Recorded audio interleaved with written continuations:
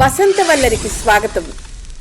ఈనాటి వసంతవల్లరిలో ప్రముఖ కథా రచయిత శ్రీ వారణాసి సుధాకర్ గారు రచించిన హాస్య రచన పుట్టింటి హ్యాంగోవర్ వింటారు.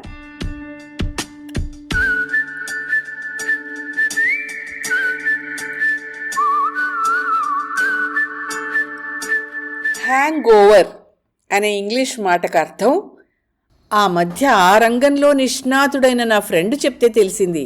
రాత్రి బాగా తెల్లారేదాకా తాగి మర్నాడు మధ్యాహ్నం నడిపొద్దున లేచేవాళ్లకి ఒక రకమైన తలనొప్పితో పాటు వచ్చే అలసట లాంటి దానికే హ్యాంగోవర్ అని ఇంగ్లీష్ వాడు తన భాషలో పేరెట్టాడని.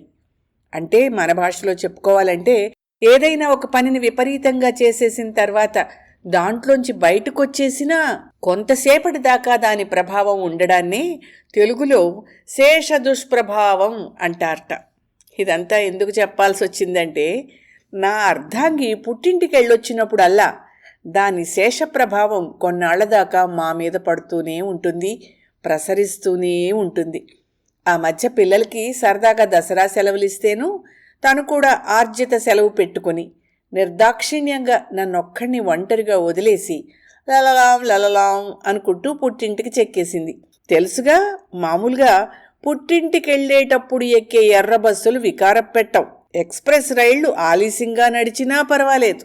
ఎటొచ్చి తిరిగి అత్తారింటికి వచ్చేటప్పుడే అదే దిక్కుమాలిన ఎర్ర బస్సు వికారము, డోకులు, రైలైతే కంపు కంపు. సెలవులు 10 రోజులే ఉంటే ఇంకో 4 రోజులు వాడుకోవడం వాళ్ళ వంశాచారం అట. ఎందుకంటే వాళ్ళ అక్కలు కూడా అవే సెలవులకి అదే పుట్టింటికొచ్చి అక్కడ అచ్చికబుచ్చికలు ఆడుకుంటూ అత్తగారుల మీద, అర్ధాంగుళ్ల మీద, అర్ధమొగుళ్ల మీద నేరాలు చెప్పుకోవడం ద్వారా మానసిక ఆనందము, ఆత్మతృప్తి పొంది బళ్ళన్నీ ఓవర్హాలింగ్ అయిపోతాయని అనుభవం మీద మా పెద్ద తోడల్లుడు తరచుగా ఎందుకంటాడో నాకిప్పుడిప్పుడే అర్థమవుతోంది. ఏమైనా ఆయన సిన్సియారిటీని గౌరవించవలసిందే. 20 years ఇండస్ట్రీ మరి. పుట్టింటి నుంచి తిరిగొచ్చిన ప్రతిసారి కొన్నాళ్లదాకా నా అర్ధాంగి మాటలు, చేష్టలు ఏదో తేడా కొట్టడం గమనించాను గాని అందులోని మర్మం మా తోడలుడు చెప్పాకే తెలిసింది. అదే హ్యాంగోవర్. నీకు అంతేనా అన్నయ్యా అన్నాను. నీకంటే సీనియర్ని తమ్ముడు అని లుంగితో కళ్ళు తుడుచుకున్నాడు. తను పుట్టింటి నుంచి రాగానే కొట్టే మొదటి డైలాగ్, మీరేంటి ఇంత నల్లగా పొట్టిగా కనిపిస్తున్నారు అని. నేను నా పెళ్లి కాని క్రితం నుంచి ఇలాగే ఉన్నానుగా అన్నది నా సందేహం. వాళ్ళ నాన్న, అన్నదమ్ములు గడకర్రలాగా పొడుగ్గా ఉండడం, సర్ఫు నీళ్లతో కడిగేసిన అల్యూమినియం గిన్నెల్లాగా కొంచెం తెల్లతోలున్న కారణంగా నేను పొట్టిగూటంగాణ్ణి, నల్లబాలుణ్ణి అయిపోతాను. అదేదో సినిమాలో ఒకడు అమెరికా నుంచి తిరిగొచ్చి ప్రతి మాటకి ముందు ఇదే అమెరికాలో అయితే అంటూ ఉంటాడు. అలా ఈవిడ కూడా ప్రతి మాటకి ముందు మా అమ్మగారింట్లో అయితే అనడం మొదలెడుతుంది.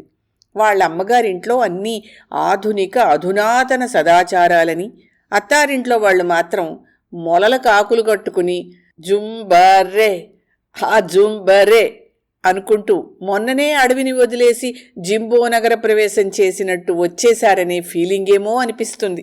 ఇంకా వంటలు వార్పుల గురించి చెప్పడం మొదలెడితే వాళ్ళ అమ్మకి, వాళ్ళ అక్కలకి వంటలు, రుచుల విషయంలో చేతులు మెలికలు తిరిగిపోయినంత ఇదిగా చెప్పేస్తుంది. నేను మా వాళ్ళు ఇన్నాళ్ళు దుంపలు, కందమూలాలు తిని బతికినట్టు అక్కడ పుట్టింట్లో ఈ రాజకుమార్తెలు 4 చేరాక చీరలు, నగలు కార్యక్రమం డైలీ సీరియల్లాగా నడుస్తూ ఉంటుంది.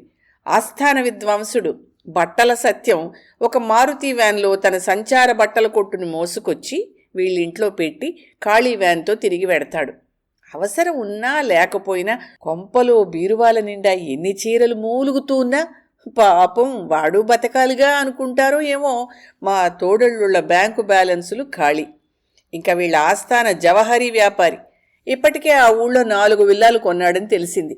ఇంకో 2 కొనే ప్రణాళికలో ఉన్నాడని తెలిసింది. అందుకే కామోసు మా అత్తారింటి చూరట్టుకుని వేళ్లాడుతూనే ఉంటాడు. ఇహ ఆ ఇంటి పురోహితుడుంటాడండి, సుబ్రహ్మణ్యం గారు. ఆయనైతే ఈ భూమి మీదున్న సమస్త నోములు, వ్రతాలు, దానాలు, ధర్మాలు ఆచరిస్తే వచ్చే పుణ్యం గురించి, వాటి ప్రభావం వల్ల మా షడ్రకులం నలుగురం ఈ జన్మలో సెంచరీ కొట్టేసి 7 జన్మల దాకా వాళ్ళింటి అల్లుళ్ళుగానే పుట్టాలని అడ్వాన్స్ బుకింగ్ చేసేసుకుంటామని మా తరఫున ఆయన హామీ పత్రం రాసిచ్చేశాడు. దాంతో ఇంక వీళ్ళు నలుగురప్ప చెల్లెళ్ళు ఆయన ఏ పాట పాడితే ఆ పాట కొరియోగ్రఫీ చేసేస్తూ నలుగురు కలిసి నాటు నాటు నాటు నాటు నాటు నాటు నాటు నాట్యం చేసేస్తున్నారు. మా రెండో తోడల్లుడు అంటూ ఉంటాడు, వచ్చే జన్మలో వచ్చేవాడెవడి కోసమో వీళ్ళిప్పుడు మన ఖర్చు మీద నోములు వ్రతాలు చేసి మనకు టెండర్ పెడతారేమిటి మహాప్రభో అని. నాకు కూడా అవును కదా అనిపిస్తుంటుంది. మా మూడో తోడల్లుడు తరచుగా పాడుతూ ఉంటాడు, ఆలివైపువా 6 ఆత్మబంధువులు అని. ఎప్పుడు చూసినా తన పుట్టింటి వాళ్లే మా ఇంట్లో హడావిడి చేస్తుంటే నా పుట్టింటి వాళ్ళు ఎప్పుడైనా రావడానికి కూడా జంకుతుంటారు పాపం. మా ఇంట్లో మా అమ్మ ఇచ్చిన సామాన్లు మాయమైపోయి వంటింటి సామ్రాజ్యంలో పరిపాలన మారిపోయి పంచదార డబ్బాలో చెంచా దగ్గర నుంచి అన్ని గిన్నెలు తప్పేళాలు అచ్చుమచ్చు వాళ్ళ అమ్మగారింట్లో ఉన్నట్టే డిట్టో డిట్టో. ఏ గిన్నె చెంబు చూసినా అన్నీ మా అత్తగారి పోలికతోనే కనిపిస్తున్నాయి. అదో హెడ్ ఆఫీసు, ఇదో బ్రాంచ్ ఆఫీసు అంతే. మనం వాడే వస్తువులన్నీ మేడ్ ఇన్ చైనా అయినట్టు వంటలు పిండి వంటలు కూడా అక్కడి నుంచే దిగుమతి. మా అమ్మ వండిన రకరకాల కూరలు పచ్చళ్ళు తిని ఎన్నేళ్లయిందో. రోజుకో గంట సేపైనా వీడియో కాల్లో వాళ్ళ అమ్మ గాని అక్కలు గాని కనపడకపోతే మా ఊళ్ళో సూర్యుడు అస్తమించడు. మా ఇంట్లో ఏ కూర ఎలా వండాలో, రోజు బ్రేక్ఫాస్ట్ మేమేం తినాలో అధిష్టాన వర్గం ఆదేశించినట్టే జరిగిపోతూ ఉంటాయి. మా అత్తారింట్లో వాళ్ళందరూ నా పేరు మర్చిపోయి చాలా కాలం అయిందనుకోండి. అక్కడ నా పేరు గౌరీపతిలాగా బుజ్జి మొగుడు. ఏమిటో మా పెళ్ళయ్యాక ఈవిడింటి పేరు గోత్రం మారాయి కానీ నా పేరైతే పూర్తిగా మారిపోయింది.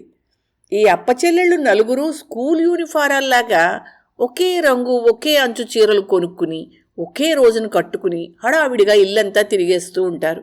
దానికి తోడు వాళ్ళ నాన్నగారు ఇంట్లో జిరాక్స్ మిషన్ ఏమైనా ఉందేమో అన్నట్టు నలుగురిని ఒకే పోలిక ఒకే సైజులతో విడుదల చేశారు. ఎప్పుడైనా మన గ్రహచారం బావుండక ఏమరుపాటుగా ఉన్నావా ఇంతే సంగతులు చిత్తగించవలెను. ఆ మధ్య సంకురాత్రి పండక్కి వెళ్ళినప్పుడు అనుకున్నంత అయింది కూడాను.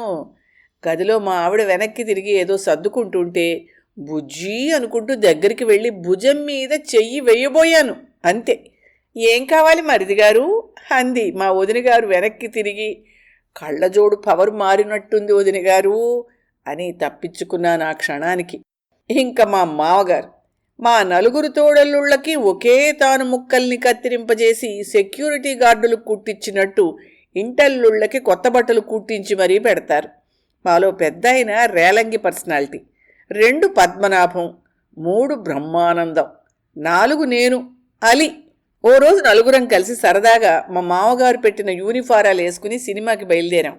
తీరా చూస్తే వీధి కుక్కలు సందు చివరిదాకా వెంటపడి మొరుగుతూ ఉంటే అందరూ ఇళ్లల్లోంచి బయటకొచ్చి చూస్తున్నారు. మాకు ఇబ్బందిగా అనిపించి వెనక్కొచ్చేసామనుకోండి. ఈవిడ పుట్టింటి నుంచి వచ్చిన 10 రోజుల పాటు మా ఇంట్లో ఆ పుట్టింటి వాసన కొడుతూనే ఉంటుందండి. ఇల్లంతా అక్కడి నుంచి మోసుకొచ్చిన బట్టలు సామాన్లు తినుబండారాలు పరిచేసి వాటి ప్రదర్శన జరుగుతూనే ఉంటుంది. ఈవిడ కట్టుకునే బట్టల దగ్గర నుంచి పిల్లల కబుర్లు, అమ్మమ్మ తాతల సుభాషితాలు, మావయ్యల మాటకారితనాలు, అత్తగారి ఆరోగ్య చిట్కాలు, పచ్చళ్ళు పిండి వంటలు అన్నీ పుట్టింటి హ్యాంగ్ ఓవర్లే అని చెప్పుకుని వాపోతున్న నా ఫ్రెండు పుణ్యమూర్తుల సత్యమూర్తిని చూస్తే జాలేసి కడుపు తరుక్కుపోయిందనుకోండి.